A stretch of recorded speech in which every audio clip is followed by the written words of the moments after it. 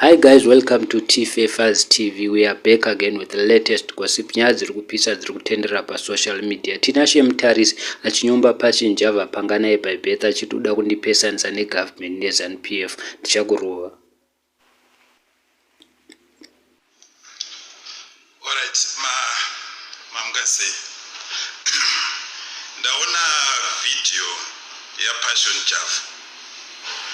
Ari kutaura zvaasinganzwisisi, ari kutaura ma-issues asingatongonzwisisi. And I want to warn you, Passion Java. Wakutambira kunonyudza. Inini ndine pfungwa dzakasiyana nedzako. Brain wise, I am 20,000 wiser than you. Ndine mari yakawanda kupfuura yako. Ndine ma-connections muno muZimbabwe macho akapfuura ako. Usataure zvinhu zvausinganzwisisi, wakutambira kunonyudza. Izvi zvese nemadrama amunoita pasocial media. You are talking about an organization that's employing thousands of people. You are talking about an organization iri kuincrease GDP yenyika. Uri kutaura nezveorganization iri kuzivikanwa kunze kwenyika kuti iri kubva kuZimbabwe, iri kumiririra nyika. Nezero Passion naMudiwa vakandifonera nechinyaya chavo chavakutanga kutamba nacho pasocial media. Zvino Passion ndakuuza one thing chavakusingazivewo. Each and every time yawakanondifonera muupenyu hwako hwese, makosi ese awakamboita uchifonera inini, I know the kind of person that you are. I have them. They are recorded. Because each and every time when you call me, I'm in my office. And I've got every right to record any conversation that happens in my office. So ndoda kukuplayera iyi conversation yanezero, ndirikukuplayera yakadiki. Passion, uda kuti urangarire everything that you said yesterday. Be it about the president, be it about this country, be it about Prophet Makandiwa, be it about any other prophets. Every word that you said, urangarire kuti zita iroro rese rawakamenshena. Even when you mentioned iwewe kuti shamari yako inofamba nechimukomana chipfupi ichi ndo yakavhura paint company kumasasa, pawakamenshena yokuti ndiwo vanhu vari kundipisira zvinhu, iwewe uchitaura, not me. And remember, I've got everything recorded. Just to prove to you that everything is recorded, I will play my recordings, some of them. And futi Passion ndakuuza chokwadi. Inini ndiri kuzviziva kuti whatever that you are doing, nezero wakauya panapa conversation yako yese, waida kuedza kunyepa iwo kuita sekuti uri kutumwa nehurumende. The reason yawaizviitira izvozvo ndakaibata. Waiitira iwo kuti kana ukataura zvawataura nditye kukupindura nekuti ndinofungidzira kuti iwo watumwa nehurumende. Passion, hakuna hurumende inokutuma iwe kutaura zvaunotaura rabhishi yayo. Hurumende yeZimbabwe inotoda ma-entrepreneurs akaita sesu. Inini ndinotogona kuwana nzeve yapresident kupfuura iwe unonyepera vamwe vanhu vekugeto. Inini ndikafunga kuti mangwana ndoda kunoona president nenyaya yangu I can go there, iwe you can't go there. Kuenda kuti unoti ngii uriko ukwane iwe uri kuzvinzwa wakutambira kunonyudza. And I can even sue you.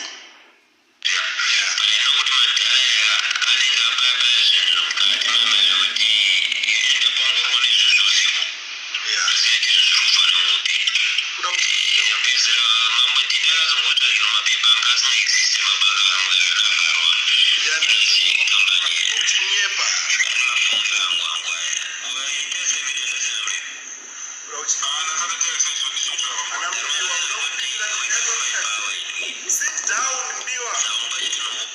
Sit down.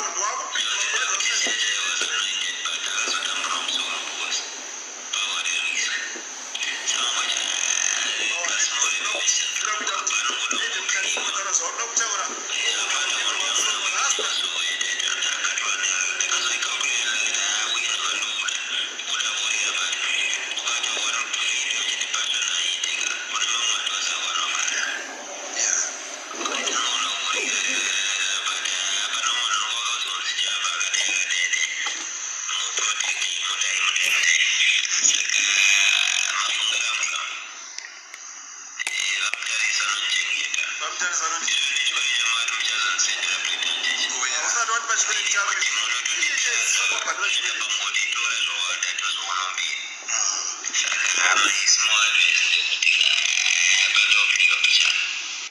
advice do you give people when you are not out? Do you understand how to run a company? Would you know how to run a company if I am to put you here? Would you survive 3 days? Don't play with things that you do not understand. I'm warning you. Leave these matters that you do not understand alone. Ruzhinji rweZimbabwe, musanyeperwa kuita sekuti tinashe mutarisi ari kurwisana negovernment kana kuti chii. Ava vakomana ava ndo varida kupindira pakati pezvinhu zvavasingazive. They don't know anything about what they're talking about.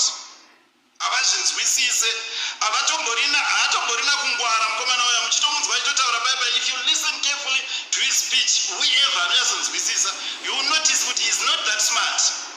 They called me yesterday nezuro kuti vaedze kuti kana vakanda kavidhio kavavo vaidza kuti I will say something. Saka vaida kuti ndisazotaure kuti ndifunge kuti vari kutumwa nehurumende. Hakuna hurumende inokutuma iwe. Inini kana ndichitoda kutotaura nehurumende, ndichitoda kutotaura napresident, I know kuti he can listen to me more than you. What is it that you do? Chokungokutora kupima picture uri pamberi pemota uchingoti ngei. What is that? Muri kuuraya nyika ana passion. We want to have vanhu vekufollowa in this country. Vanhu vekuteedzera vanenge vaine matrack records vanoita zvinhu zviri kubuilda Zimbabwe. Not you. Usamhanye kumberi kwevanhu uchirasisa vana. Not you. We are saying no to you. We are saying no to drugs. No to anything. Chinova pamberi pedu chinoda kutikanganisa. Hatidi kuti nyika yeuraiwa uchida kunyepera kuti pese pese zita rapresident. Wakataura zvakawanda yesterday about friends of yours. Wavaiti futi vamwe vacho uchiti ndovakapisa shop yangu. Usatijairire kwazvo Java. Tambira kumafriends ako nekwazvo munoita nemakatuni amunoita nematakanana ndakambokuudza. Inini ndinokupedza live and direct. I can sue you for these things that you are saying. Ndoko uchanoda hauna kana cent. Hauna kana connection.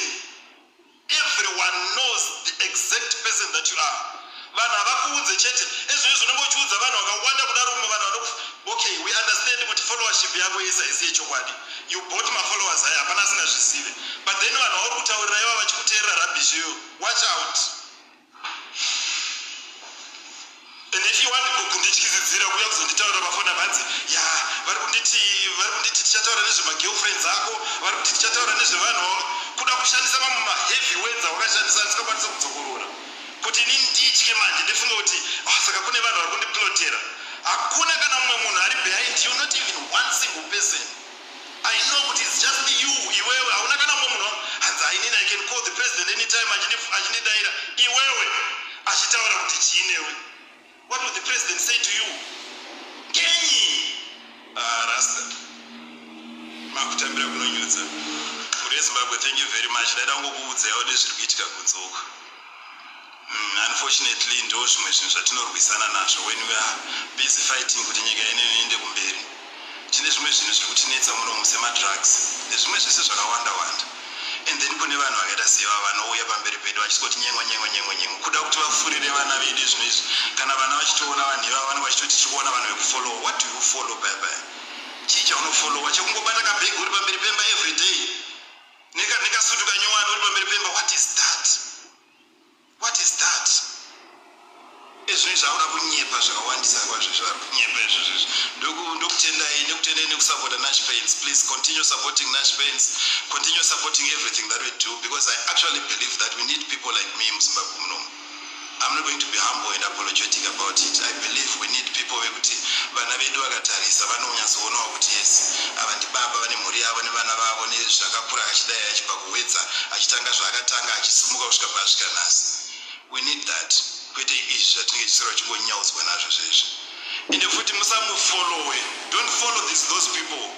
Because vari kushandisa followership iyo vachitenderera kunzoko vachitaura zina basi. Ibvai ikoko mumusiya akachiita noise yega ikoko achingotaura zvaanoita nekabhachi kake ikako.